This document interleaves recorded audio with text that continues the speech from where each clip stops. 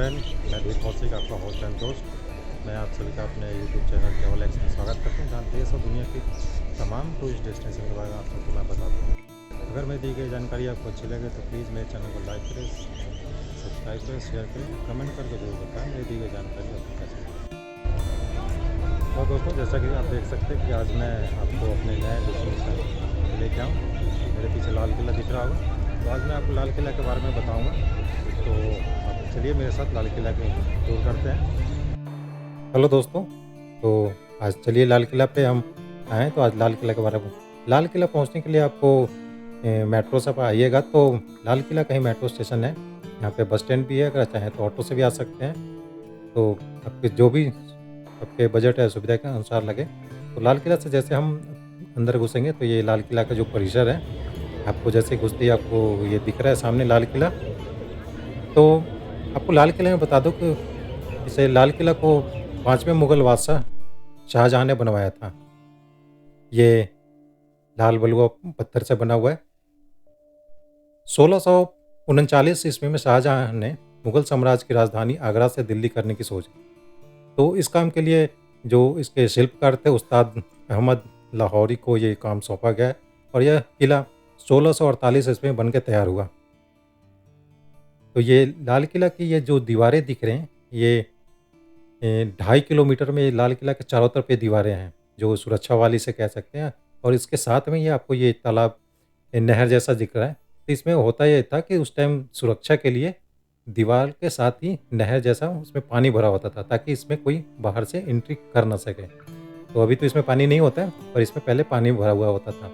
ये सुरक्षा के लिहाज से किया जाता था। लाल किला 255 एकड़ में फैला हुआ है, और इसकी जो दीवारें हैं बहुत मोटी है, अंदर एक कमरे जैसा है। तब लाल किला के लाहौरी गेट के पास ही जैसे ये टिकट काउंटर है, तो टिकट काउंटर इंडियन सिटीजन के लिए ये जो है 80 रुपये का है, वो इसमें जो म्यूजियम है उसके साथ में। तो चलिए अब हम यहाँ से सिक्योरिटी चेक करने के बाद हम लाहौरी गेट से लाल किला में अंदर प्रवेश करते हैं। तो दोस्तों, लाल किला में मुख्य 2 द्वार हैं। एक दक्षिणी दीवार पे, लाल किला की जो दक्षिणी दीवार है, तो उसको दिल्ली गेट आज के टाइम पे कहा जाता है, पहले दिल्ली द्वार कहा जाता था। और जो इसका मेन द्वार है, लाहौरी द्वार, जहाँ से अभी हम एंटर किए हैं, ये पश्चिमी हिस्से में है। ये देखिए यहाँ पे जो आपको ये दीवार लेफ्ट हैंड साइड पे दिख रहा है, यहीं पे हमारे देश के प्रधानमंत्री 15 अगस्त के दिन यहाँ पे झंडा फहराते हैं। तो यहाँ से जैसे ही हम अंदर घुसेंगे तो ये जो आपको अंदर हम जैसे घुसते हैं, आपको ये दोनों तरफ पे कॉरिडोर में मार्केट जैसा छोटे-छोटे शॉप दिखेंगे। इसे छत्ता चौक कहा जाता है। छत्ता चौक वो इसलिए कहा जाता है क्योंकि ये पूरी तरह छत से ढका हुआ होता था। इस इसके कॉरिडोर के दोनों तरफ आपको 2 फ्लोर में दुकानें दिखेंगी। ये मुगल काल में ये मुगल फैमिली के लिए ही ये बाज़ार बनवाया गया था। इसमें सिर्फ़ ये मुगल फैमिली के लोगों को ही अलाउ था। तो इस बाज़ार को छत्ता चौक कहा जाता था। तो छत्ता चौक से हम जैसे ही आगे निकलते हैं, तो आपको फिर बताता हूँ आगे क्या है। तो ये लाल किला को यूनेस्को के वर्ल्ड हेरिटेज साइट में दर्ज है ये।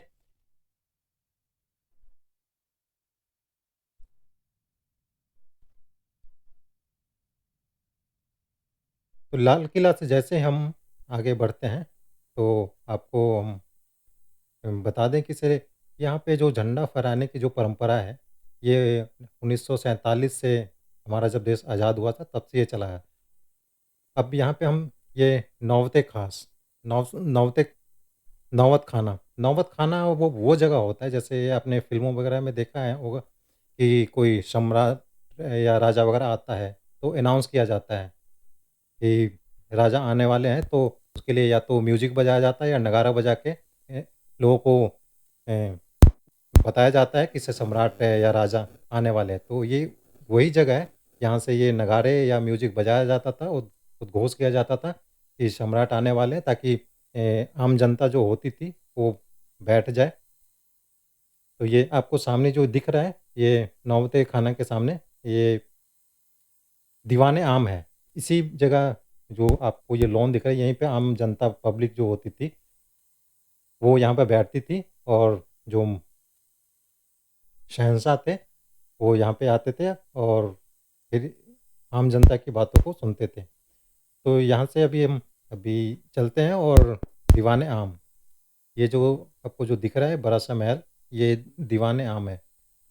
दीवान-ए-आम इसलिए कहा जाता है क्योंकि ये आम जनता के लिए ये दीवान-ए-आम बनाया गया था, ताकि जनता की जितनी भी समस्याएँ हो, उनकी प्रॉब्लम हो, जनता से जुड़ी जो भी मुद्दे हो, शहंशाह इसी दरबार में बैठ के उनकी सभा करते थे, उनकी समस्याओं को सुनते थे और उनका समाधान निकालते थे। तो दीवान-ए-आम की कुछ ख़ासियत है जो मैं बताऊँगा, जैसे ही आप दीवान-ए-आम में घुसेंगे, तो इसके महल में अंदर जाइएगा तो इसकी शिल्पकारी को आप देखिएगा, तो बहुत बेहतरीन तरीके से इसमें शिल्पकारी किया गया है। इसकी दीवारों पे नक्काशी और इसकी जो डिज़ाइन है, ये बहुत खूबसूरत है। इतने साल हो जाने के बावजूद भी आपके अब जब लाल किला आओगे तो यहाँ पे दीवारों में आपको वो चीज़ें दिखेगी।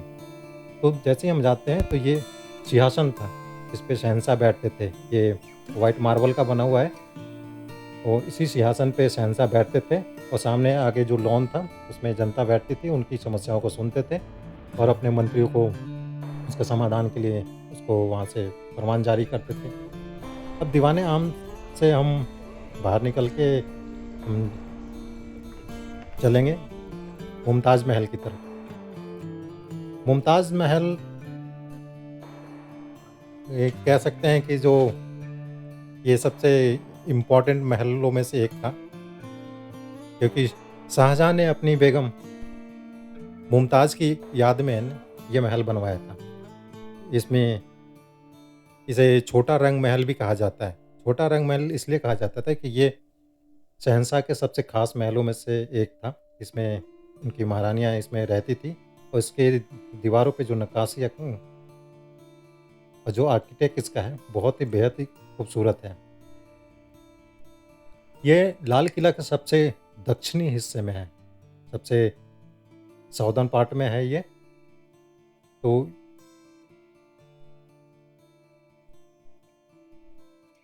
मुमताज़ महल के बाद जैसे ही हम आगे बढ़ेंगे तो हमारा आएगा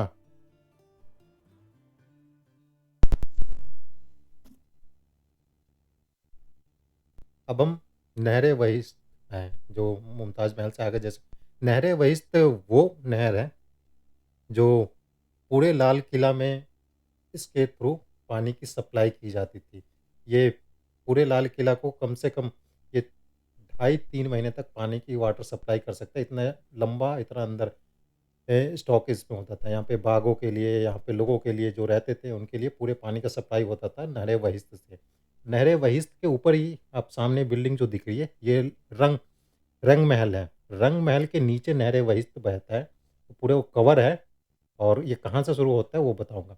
रंग महल ये 6 हिस्सों में डिवाइडेड है। ये इसके उत्तरी और दक्षिणी हिस्से पे है ना शीश महल है।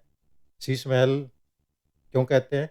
क्योंकि इसके दीवारों पे शीशे की छोटे-छोटे टुकड़ी जो लगाए गए हैं, वो पूरे शीश महल के दीवारों पे लगा हुआ है, इसलिए इसको शीश महल कहा जाता है। इसकी सबसे बड़ी ख़ासियत है इसकी आर्किटेक्ट, इसमें जो डिज़ाइन, कलाकारी जो किया गया है, आप आएँगे तो अभी भी इसकी दीवारों पे वो चीज़ें दिख जाएगी। शीशे तो आपको नहीं दिखेंगे, टूट गए होंगे या निकाल दिया होगा लोगों ने, पर वो उसकी कलाकारी है, वो दीवारों पे वो साजो-सज्जा जो की जाती थी, स्टोन लगाया जाता था, वो आपको दिखेगा। ब्रिटिश काल में ब्रिटिशों ने इस शीश महल को, ये रंग महल को वो अपने मेस बना दिया था, खाने-वाने के लिए होता था, तो शीश महल को, ये रंग महल को मेस बनाया था, क्योंकि ये बहुत बड़ा हॉल है। मुगल काल में होता ये था रंग महल में कि जैसे अपने मनोरंजन के लिए यहाँ पे नृत्य वगैरह हुआ करता था। राजा अपने ख़ास पलों के लिए यहाँ पे अपने वक़्त बिताते थे। तो रंग महल से हम आगे जैसे ही बढ़ेंगे तो आप पे ये रंग महल का ही दीवार है। तो इस पे आप इसकी खूबसूरती को आप लाल किला आइएगा तो आप देखिएगा, आपको दिखेगा। रंग महल के बाद हम आते हैं, ये हमारा दीवान-ए ख़ास। दीवान-ए ख़ास दीवान-ए ख़ास नाम से ही आप समझ सकते हैं कि ये क्या है। दीवान-ए ख़ास वो जगह है जहाँ पे शहंशाह अपने सबसे ख़ास और इम्पोर्टेंट लोगों से मिला करते थे। यहाँ पे बैठ के बहुत इम्पोर्टेंट डिसीजन लिए जाते थे। सीक्रेट मीटिंग हुआ करती थी और ये यहाँ पे ये बहुत बड़ा अंदर हॉल है और इसकी दीवारों को इसमें महल को बहुत ही खूबसूरत तरीके से बनाया गया था और यहाँ पे राजा अपने खास मंत्रियों से और अतिथियों से मिला करते थे। इसलिए इसका नाम दीवाने खास पड़ा है। इसकी दीवारों पे नक्काशी आप देखेंगे, बाकी के जो रंग महल है, बाकी की दीवारों से थोड़ा-सा डिफरेंट दिखेगा। इसके जो स्टोन है, बाकी की दीवारें होती थी वो लाल बलुआ पत्थर से बना होता है, पर ये लाल बलुआ पत्थर से नहीं है। और इसके छत पे देखिएगा, छत पे जो इसकी आर्किटेक्ट की शिल्पकारी जो किया गया था, वो इस पे भी स्टोन लगाए जाते थे मल्टी कलर के, जिससे इसकी खूबसूरती और भी बढ़ जाती थी। तो आप आइएगा तो इन सब चीज़ों को गौर से देखिएगा। ये देखिए, ये भी दीवाने खास भी है ना, इसके नीचे नहर बहती है, नहर बहिश्त है। ये पूरा आपको कहाँ से शुरू होता है, आपको लास्ट में दिखाऊँगा एंड पॉइंट जहाँ से शुरुआत होती है नहर बहिश्त का। अब दीवाने खास से हम जैसे ही आगे बढ़ते हैं, तो हमारे उम, थोड़े कदम चलने पे हमाम है। हमाम वो जगह है जहाँ पे हमाम का मतलब होता है स्नान घर। ये व्हाइट कलर की जो बिल्डिंग दिख रही है, ये स्नान घर है। इसमें स्पा टाइप के जैसे होते हैं ना, वो तालाब जैसा होता है, उसमें गुलाब की पंखुड़ियाँ वगैरह होती थी, इससे शहंशाह उनके परिवार के लोगों के लिए होता था। हमाम के बाद हमारे यहाँ पे है मोती मस्जिद। मोती मस्जिद को औरंगज़ेब ने बनवाया था, जो अपने पर्सनल यूज़ के लिए बनवाया था। क्योंकि मस्जिद तो जामा मस्जिद पास में था, तो उतने दूर नहीं जाने की वजह से अपने विश्राम गृह बेडरूम जो कह सकते हैं, बेडरूम के पास ही बनाता है कि चाहे वो जब भी उसका मन करे मस्जिद में जाके इबादत कर सके। तो इसलिए इस मस्जिद को लाल किला के अंदर ही बनाया गया था और जो सम्राट वगैरह जो रहते थे शहंशाह, उनके बेडरूम के पास ही। मोती मस्जिद से अब हम आगे बढ़ेंगे तो ये पवेलियन आपको दिखेगा। ये सावन, इसे पवेलियन कहते हैं। ये जो छोटी सी जो आपको ये महल दिख रहा है, इसे सावन पवेलियन कहते हैं और इसके ठीक अपोजिट साइड में भादो पवेलियन है। तो सावन और भादो पवेलियन के बीच में आपको ए, एक लाल महल दिख रहा है। ये लाल महल जाफ़र महल इसे कहते हैं। इसको बहादुर शाह जाफ़र ने 1842 ईस्वी में बनवाया था। ये भी लाल बलुआ पत्थर से बना हुआ है। इस महल की खासियत ये बताता हूँ कि ये इसके आप गौर से देखिएगा तो इसके चारों तरफ तालाब हुआ करता था। इसके चारों तरफ पानी हुआ करता था और ये बीच में महल था। इसको बहादुर शाह जफ़र ने बनवाया था और इस महल के चारों तरफ पानी हुआ करता था। ये आपको जो दिख रहा है, ये भादो पवेलियन है। अब देखिए, भादो पवेलियन और सावन पवेलियन के बीच में वो रंग महल है, सॉरी जाफ़र महल है। अब यहाँ से हम चलेंगे तो आपको मैं दिखाता हूँ, ये नहर बहिश्त जहाँ से शुरुआत होती है, ये वो जगह है।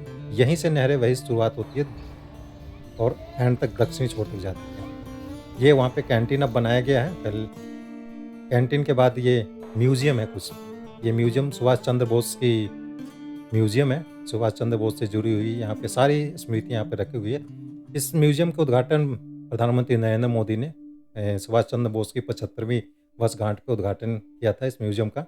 यहाँ पे सुभाष चंद्र बोस से जुड़ी तमाम चीज़ें रखी हुई है। आज़ाद सुभाष चंद्र बोस और आज़ाद हिंद फौज से जुड़ी जितनी भी तमाम चीज़ें हैं, जैसे सुभाष चंद्र बोस जिस तलवार को यूज़ करते थे, आपको सामने तलवार दिखेगी। वहाँ पे सुभाष चंद्र बोस और आज़ाद हिंद फौज की जो आई कार्ड होते थे, वो आई कार्ड भी आपको यहाँ पे दिखेगा। और सुभाष चंद्र बोस से जुड़ी हुई जितनी भी उनके जीवन के बारे में डिटेल है, आपको दीवारों पे में आपको सारी चीज़ें दिखेगी। ये मेडल है, देखिए, ये उस ज़माने में सुभाष जय हिंद आज़ाद हिंद फौज के जो सैनिक होते थे, उसको ये मेडल जो दिया जाता था, वो मेडल उनको वो मेडल है।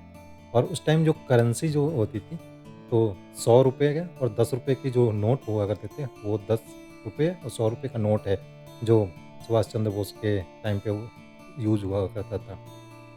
इसके साथ ही जो सिपाहियों के कंधे पे जो वो बैच लगते हैं, वो वो भी है। सारी मतलब कहने का मतलब है कि सुभाष चंद्र बोस से जुड़ी हुई जितनी भी चीज़ें हैं, ये कुर्सी है, जिस पे सुभाष चंद्र बोस की ये कुर्सी कही जाती है। अब यहाँ से अंदर थोड़ा जाएँगे तो सुभाष चंद्र बोस की फैमिली, उनके बचपन से लेके जुड़ी हुई तमाम चीज़ें, हर एक चीज़ को उनके डिटेल में दीवारों पे और म्यूज़ियम के अंदर रखा गया है। हम अंदर म्यूज़ियम में अंदर वाले जो सबसे हॉल है वहाँ पे हम जाएँगे, तो आज़ाद हिंद फ़ौज से जुड़ी हुई जितनी भी चीज़ें हैं ना, दस्तावेज़ हैं, सुभाष चंद्र बोस की टोपी हो गई, वो सारी चीज़ें यहाँ पे संजो के रखा गया है। तो आप कभी आइए तो लाल किला तो इस म्यूज़ियम में ज़रूर आइए, ताकि आपको सुभाष चंद्र बोस से जुड़ी हुई तमाम चीज़ें आपको उनको जानने का, उनका अध्ययन करने का मौका मिलेगा। तो आप यहाँ आइए तो कम से कम लाल किले के लिए 3 से 4 घंटे लेके आइए, ताकि आप ये सारी चीज़ों को आप देख सकते हैं। और टिकट लेते समय इस बात का ध्यान रखिएगा कि म्यूज़ियम के साथ का टिकट लीजिएगा, नहीं तो इसके अलग से एंट्री का फ़ी लगेगा। अब इसके साथ में एक दिल्ली मुगल काल के जो वार म्यूज़ियम है, ये वो म्यूज़ियम है। तो वार म्यूज़ियम में मुगल काल में जो हथियार इस्तेमाल किया जाता था, तो मुगल काल में जितने भी युद्ध हुए थे, वो सब वहाँ पे जो हथियार वगैरह जो आपको बंदूकें दिख रही है, तलवार दिख रही है, खंजर दिख रही है, सारी चीज़ें इस म्यूज़ियम में रखा हुआ है। तो जितनी भी मुगल काल में लड़ाइयाँ लड़ी गई थी, वो सब भी यहाँ पे म्यूज़ियम की दीवारों पे उसके डिटेल में पूरी जानकारी दी गई है। बहादुर शाह ज़फ़र से लेके औरंगज़ेब से लेके सारी चीज़, सारे शहंशाहों के बारे में। तो यहाँ पे ये बहादुर शाह ज़फ़र का ये जो ड्रेस था, जो इस्तेमाल किया करते थे, बहादुर शाह ज़फ़र का ये ड्रेस है। इसके साथ में ही उनकी बेगम का भी ये आपके ड्रेस दिख रहा है आपको। ये वहाँ की जो महारानी थी, क्वीन थी, उनके ये ड्रेस है, लहंगा। तो मुगल काल से जुड़ी हुई तमाम चीज़ों को इस म्यूज़ियम में रखा गया है। तो आप आएँ लाल किला तो कभी, तो इस म्यूज़ियम में भी ज़रूर आएँ, इसको देखें। अब इस म्यूज़ियम से निकल के अब हम चलते हैं, यहाँ पे बहुत सारी प्रदर्शनियाँ हैं। तो उनमें से सारी प्रदर्शनियों को तो घूमने में बहुत टाइम लग जाएगा, तो उनमें से एक प्रदर्शनी है, वहाँ पे हम लेके आते हैं। इस प्रदर्शनी में देखिए, आपको हिंदुस्तान में पुराने ज़माने से लेके अभी तक के जितने भी तरह के दरवाज़े होते हैं, सारे हर तरीके के दरवाज़े आपको यहाँ पे दिखेंगे ग्राउंड फ्लोर पे। चाहे वो गाड़ी के दरवाजे हो, ट्रक के दरवाजे हो, या किसी महल के दरवाजे हो, या बिल्डिंग के हो, या छोटे महल के, घर के हो, झोपड़ी के हो, हर एक टाइप के दरवाजे की इस प्रदर्शनी में आपको दिखेगा। गाड़ी गाड़ियों से लेके, ट्रक से लेके, कार से लेके, पुराने ज़माने से लेके अभी तक के जितने भी टाइप के दरवाजे होते हैं, हर एक दरवाजे के यहाँ पे अंदर में जैसे हॉल में जाएँगे, तो यहाँ पे बहुत सारे उम, जगहों की मॉडल भी बना के रखा हुआ है। जैसे आपको ये सामने अभी दिखेगा, आपको दिखाता हूँ, ये फ़तेहपुर सीकरी का है ये। फ़तेहपुर सीकरी का जो किला है, वहाँ पे ये फ़तेहपुर सीकरी का ये किले का ये मॉडल बना के रखा हुआ है। इसके इसके अलावा भी आगे आपको दिखाऊँगा, जिसमें जामा मस्जिद का है, गोल्डन टेम्पल का है, ये सब के मॉडल यहाँ पे बना के रखा हुआ है। तो आप आएँ तो ये बहुत ही इंटरेस्टिंग प्रदर्शनी है। तो ये देखिए गोल्डन टेम्पल का ये मॉडल बना के रखा है, बिल्कुल एग्ज़ैक्टली आपको लगेगा कि जैसे गोल्डन टेम्पल को ही आप देख रहे हैं। ये देखिए गाड़ियों के दरवाजे होते हैं किस मतलब कहने का मतलब तमाम तरह के हर टाइप के जो दरवाजे होते हैं ना, आपको इस जगह मिलेगा। ये जामा मस्जिद है, जामा मस्जिद का ये जो गेट है दरवाज़ा, उसका भी है। तो ये ग्राउंड फ्लोर पे है। ग्राउंड फ्लोर के बाद हम चलेंगे फर्स्ट फ्लोर पे। फर्स्ट फ्लोर पे ये देखिए सीढ़ियों से जैसे हम ऊपर चढ़ते हैं, तो अभी ये आपको दीवार पे दिख रहा है, ये लोहे के वायर से बना हुआ है। ये बहुत ही खूबसूरत, और ये रुद्राक्ष का बना हुआ है। जैसे हम सीढ़ियों से ऊपर चढ़ते हैं, तो बागे बहार करके एक है जिसपे बाग बगीचों से रिलेटेड जितने भी पौधे हैं, फूल हैं, उनके आर्टिफ़िशियल जो कहते हैं, वो प्रदर्शनी के तौर पे यहाँ पे दर्शाया गया है, उसको आर्ट के थ्रू।